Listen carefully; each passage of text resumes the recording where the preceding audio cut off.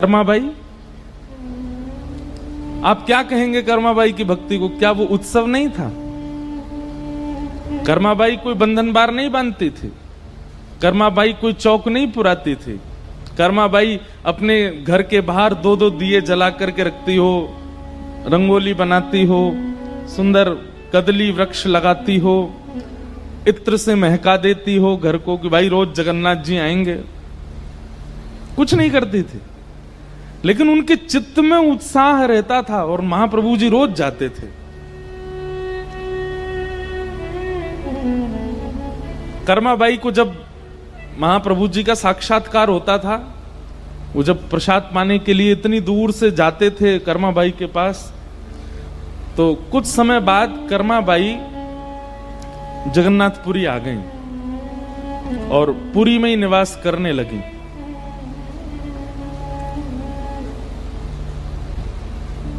तो आज भी ऐसा नियम है पुरी में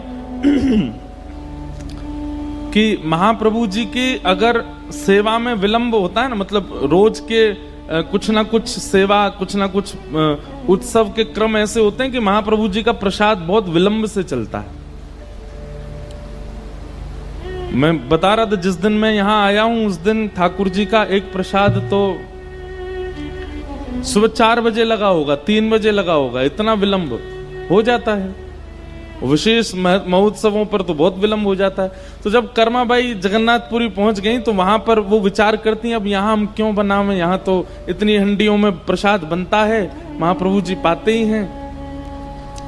लेकिन महाप्रभु जी संकेत करना चाहते थे कर्माबाई को कि आप ही बनाओ, हमको आपके हाथ का पाना है। तो संकेत कैसे करें?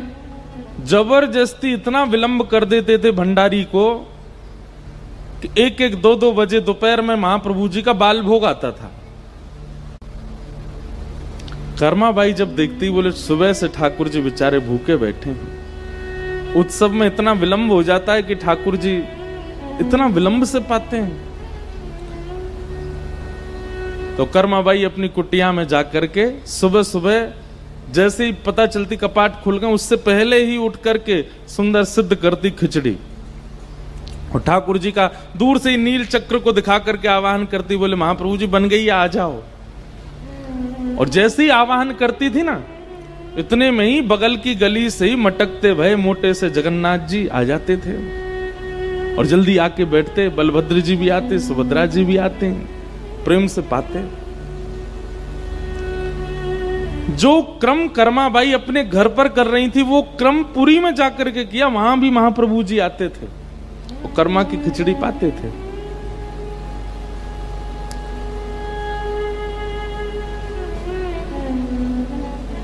एक बार किसी महात्मा को, मतलब पूरे जगन्नाथपुरी में ही प्रसिद्ध हो गई थी कर्माबाई कि भाई इनके यहां महाप्रभु जी आते हैं।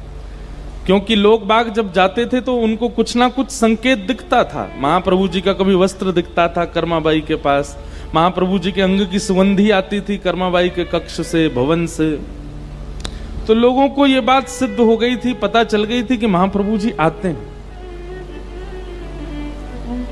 तो एक बड़े विद्वान महात्मा गए और वो जाकर के कर्माबाई से बोले, ठाकुर जी आते हैं आपके यहां पर? बोले हाँ आते हैं सुबह। कैसे बनाती हो आप प्रसाद? बोले मैं तो ऐसे चूल्हा धर देती हूँ, उस पर मट्टी का बर्तन धर देती हूँ, ऐसे उसमें खिचड़ी, चावल, दाल ये सब डाल देती हूँ, ऐसा सब अपना रीति। अच्छा, तुम सुबह उठ करके पहले स्नान आदि करके नाम जप नहीं करती? कर्माबाई बोली नहीं, ये सब तो नहीं करती। तिलक स्वरूप नहीं लगाती? बोले नहीं नहीं, ये तो नहीं करती। अब वो महात्मा बोले, ओहो ठाकुर जी आ रहे हैं, ये तुम्हारे पूर्व का कोई प्रारब्ध है, नहीं तो जिस प्रकार से तुम कर रही हो इस प्रकार से तो ठाकुर जी को नहीं आना चाहिए। कर्मा, ये तेरे पूर्व जन्म का प्रारब्ध है कि ठाकुर जी आ रहे हैं, जिस दिन वो प्रारब्ध पूरा हो गया फिर नहीं आएंगे ठाकुर जी। कर्माबाई डर गई, नहीं आएंगे ठाकुर जी? बोले नहीं। बोले क्या करना पड़ेगा? तो महात्मा ने लंबी चौड़ी लिस्ट बताई, 3 बजे उठो, उठ करके स्नान करो, फिर महोदधि जाओ, समुद्र में स्नान करो, फिर वापस आओ, आकर के फिर शुद्ध जल से स्नान करो, फिर उसके बाद ये नाम जप करो, इस दिशा में बैठ करके आसन लगा करके वहां पर बैठ करके थोड़ा ध्यान करो, फिर उसके बाद चंदन घिसो, चंदन घिस करके तिलक स्वरूप करो, 12 अंगों पर तिलक धारण करो, गले में कंठी माला पहन करके रहो, आदि आदि इतने नियम बता दिए। कर्मा बाई सब लिखती गई, अच्छा ठीक है। अगले दिन सुबह सुबह कर्माबाई ने नियम शुरू किया, और कर्माबाई का नियम चल रहा, और ठाकुर जी द्वार पे बैठे, और द्वार पे बैठे बैठे कह, मैया कितनी देर और लगेगी? बोले अभी रुक जाओ, अभी अभी अभी तो तिलक घिसना है, चंदन घिस रही हैं, उसके बाद फिर तिलक स्वरूप कर रही हैं, फिर उसके बाद नाम जप में बैठे, ठाकुर जी बैठे, बोले मैया दर्शन के लिए जाना है, जल्दी करो ना। कर्माबाई बोली रुक जाओ, अभी अभी मेरे को करने दो। आज ठाकुर जी भूखे ही लौट गए, क्योंकि मंदिर में मंगला आरती होने लगी। ठाकुर जी दौड़े,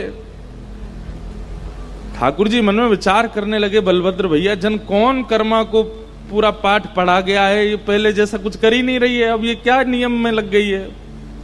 सुभद्रा जी बोली क्या नियम में लगी? ये सब नियम आपने ही वेदों में बताए, वही नियम कर रही है। बोले वो सब ठीक है, पहले से नियम में लग जाए तो नियम करे, पर कर्मा तो शुद्ध चित्त वाली है, कर्मा के तो हृदय में उत्सव चलता रहता है, उसके लिए इतनी आवश्यकता नहीं है, वो क्यों इतना विलंब करती है? आज भूखा रह गया मैं,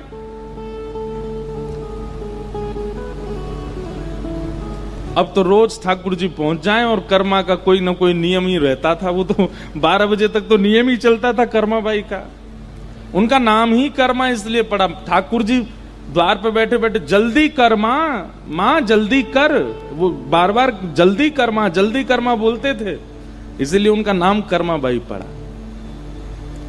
फिर अंत में एक दिन ठाकुर जी को गुस्सा आई, कर्मा बाई के हाथ पकड़े, क्या कर रही हो ये? बोले मुझे सब पता है, मेरे प्रारब्धों की वजह से आते हो आप, और अगर मैं ये नियम नहीं करूंगी, नाम जप नहीं करूंगी, तिलक अनुष्ठान नहीं करूंगी, जिस दिन मेरा प्रारब्ध पूरा हो जाएगा आप नहीं आओगे। ठाकुर जी बोले ऐसा नहीं है कर्मा बाई, प्रारब्ध सांसारी जीवों के देखता हूं, जिनको संसार में रहना है, संसार के लिए रहना है, जिनको संसार, जिनकी प्रायोरिटी संसार है, वो जीने के लिए ही पृथ्वी पर आए हैं। उनको धन कमाना, संबंध निभाना, बड़े बड़ी श्रेष्ठताओं को प्राप्त करना, मूल रूप से जो संसार के लिए जीते हैं उनके प्रारब्ध देख करके मैं जाता हूं। पर तुम तो जीते मेरे लिए हो, तुम्हारा तो जीवन ही मेरे लिए है, ये कहां इन सब चीजों में फंस गए हो? छोड़ो ये सब।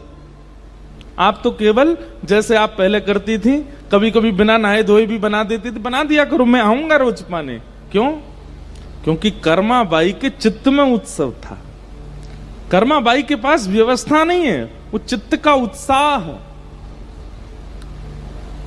और उत्साहित जब होता है ना व्यक्ति, तभी उत्सव होता है। फिर उसके बाद देह को स्नान की भी आवश्यकता नहीं है, उसका चित्त पवित्र है।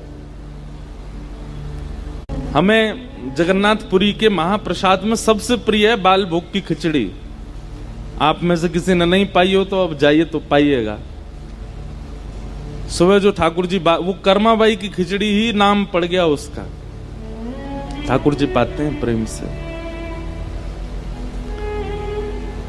भक्तमाल जी में वर्णन है कि जब कर्मा बाई प्रस्थान कर गई, मतलब अपनी लीला पूरी करके गई, तो महाप्रभु जगन्नाथ जी बहुत रोए।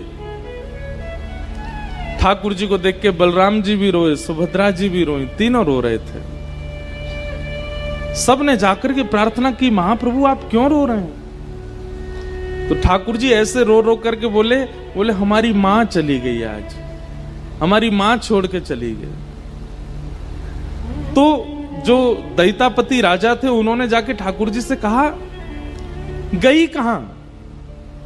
वैकुंठी तो गई, आपके धाम ही गई है, फिर आप रो क्यों रहे हो? ये ठाकुर जी संशय प्रकट कर रहे हो आप मेरे चित्त में। अरे आपका भक्त वो पृथ्वी से प्रस्थान करके आपके धाम को ही जाता है, आपके पास ही जाता है, फिर आप रो क्यों रहे हो? जो वस्तु अब आपकी ही हो गई है उसके लिए आप रो क्यों रहे हो? ठाकुर जी कहते हैं देखो, वैसे तो मैं एक ही हूं, मैं ही जगन्नाथ, मैं ही राधा रमण, मैं ही बद्रीनाथ, मैं ही जगन्नाथ, मैं ही द्वारिकानाथ, मैं ही श्रीनाथ। लेकिन अपने भक्तों के विलास के लिए, भक्तों के सुख के लिए अलग अलग जगह मैंने अलग अलग स्वरूप धारण किए, और जहां जहां मेरा स्वरूप विराजमान है वह भी एक एक गोलोक धाम है। कर्माबाई जगन्नाथ रूपी गोलोक धाम को छोड़ करके अब नित्य गोलोक धाम चली गई है। तो नित्य गोलोक धाम में जो मेरा स्वरूप है वो तो आनंद कर रहा है, लेकिन जगन्नाथ का जो गोलोक धाम है वहां पर जो मेरा स्वरूप है, अब उसको खिचड़ी कौन खिलाएगा? हमारी मां चली गई इसलिए रो रहे हैं। राजा नतमस्तक हो बोले, महाप्रभु आपकी लीला आप ही जान सकते हो और कोई नहीं जान सकता, ये आप ही समझ सकते हो। तब से महाप्रभु जी को नित्य खिचड़ी का भोग लगता है सुबह। ऐसे महाप्रभु जी